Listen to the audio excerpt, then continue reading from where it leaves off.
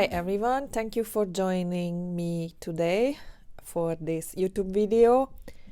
In this video I will explain paper size, what to choose, because I mentioned this a lot but I am pretty sure I wasn't clear enough why I'm saying what I'm saying, and I want to make a clarification on this just to be sure that I explain why I'm suggesting larger paper.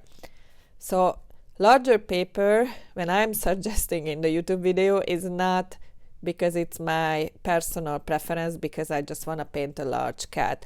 I'm suggesting on those case the larger paper because the technique itself much easier on a larger paper. Using the watercolor wet on wet, which is really flowy, and the flow has a certain size. So I will demonstrate here.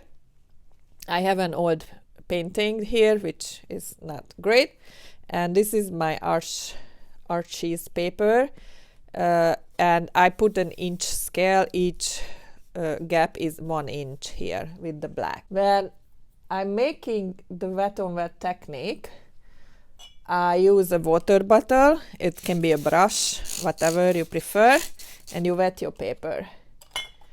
And then I use a big brush to even the wetness, a wet brush here.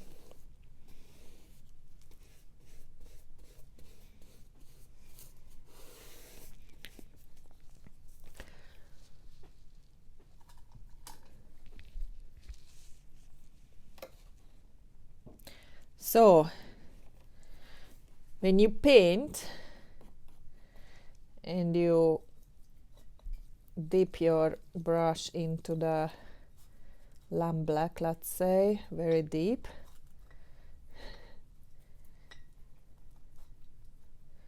so it's an artist quality watercolor lamp black. I dilute it up, but it's like a honey, or maybe a little bit more liquid than a honey, but something like that. So you touch the paper and you want to use this flow, and it has a certain size. So you want this furry texture in your painting, and you can see this fur texture is at least half an inch, the furriness itself. So I'm not talking about the size I'm drawing, but this texture you want to use on the edge. And okay, it's maybe a 1/4 inch to a half an inch, so you can see this is here about half an inch, so something like a half an inch range. And you don't want to touch that if you want to keep this. So if you paint a small cat, it's just way too big, this structure, compared to the cat. And that regard, it's hard to use that way. Also, if you want to use blooming or salt or anything which is really good with the wet on wet technique, they also have certain size. So those affect. So you can see this is an inch. This is almost an inch long, these furs.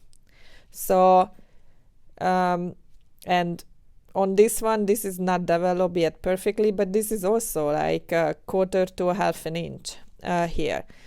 And let's say I add another color.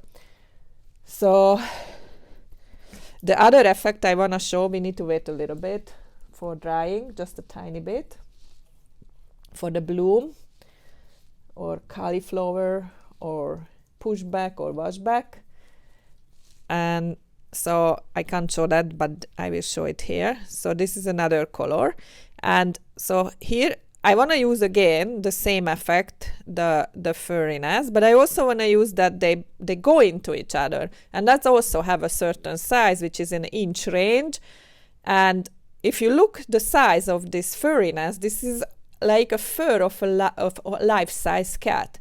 So I'm not saying you need to go life size, but half life size at least, to use this fur as a cat fur.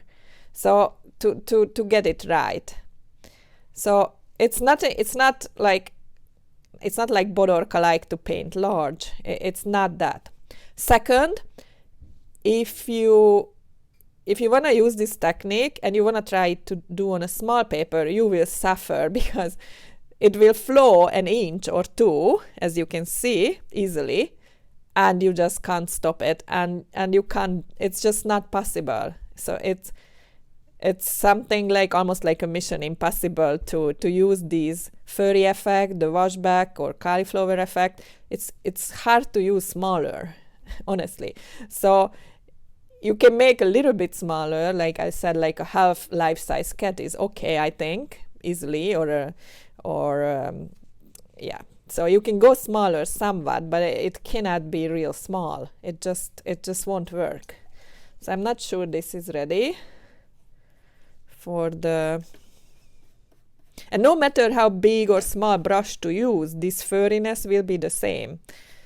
It's depend on your paper and your paint. That's what it's define it. So maybe in another paper it's a little bit different, but if you just use this thick watercolor paper, you will see something really similar, I think. So I'm trying to add just water for the cauliflower. Let's see here too.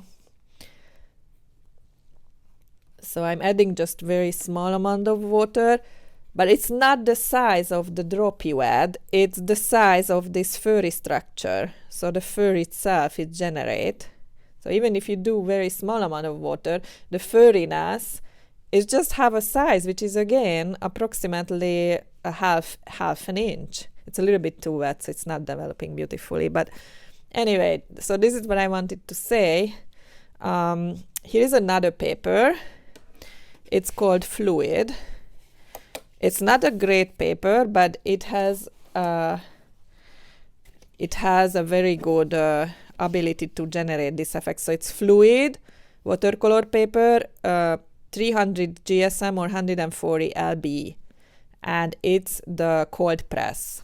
I tried other from like the hot press, wasn't great. So I'm putting it here. I really hope it's in a view.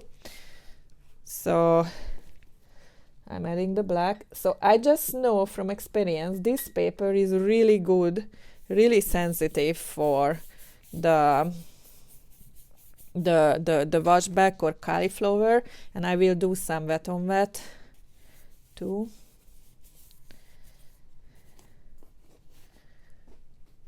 I just want to make sure it's, yes, it's here. Okay, good. So see the effect. So again, you can see it's bigger than even on an arch paper or arches paper. And here is the washback call.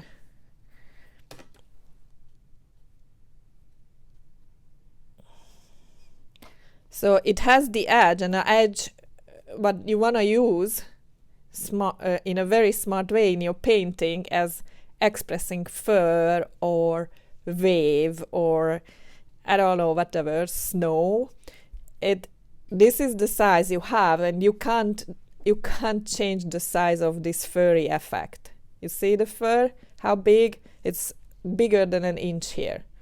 So you really depend on, and the cauliflower again, it's the edges, it's at least a quarter to a half an inch, those effects. So you really need to work around this.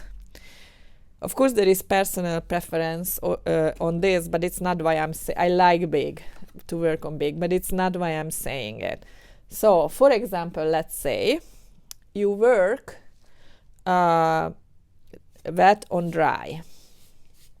So when you work on wet on dry, you can choose almost, not endless of course, but almost any size, because it's dependent. You just put down a little shape, as the size can be anything you want, honestly, and you wait until it's dry, and then you add the next layer, and you layering the watercolor. So I'm just removing water because I wanna be a little bit faster on this. or let's say here is this black, so you just layering on it.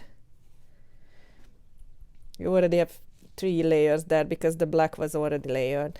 So your choice of size can be very personal here. You really can choose whatever you prefer. You not depend on that much as the wet on wet. Like, it's not even the wet on wet technique, it's if what you want to use, what effect you want to use from the wet on wet technique. Of course, if you want to use the wet on wet technique for, I don't know, just clouds, then like it's defined the size of the what is the rest, so because that effect has a certain size. So that's why I said also watercolor flowing, and it's that regard is a hard material, and it's just much easier to work larger size because it's just easier to control when you have space. And other than that, it's a personal preference, of course. Maybe this is ready now. We'll see. Yeah, it's much better. I did it too early here. So yes, that's what I wanted to say. This is why I'm suggesting a larger size. It's not personal, or I like to paint large, although I like to paint large, but it's not why I'm saying. So I hope it was useful and clarified a little bit why I'm suggesting the size I'm suggesting. And if you have questions, please ask. I'm happy to answer. And I hope you liked it. Thank you.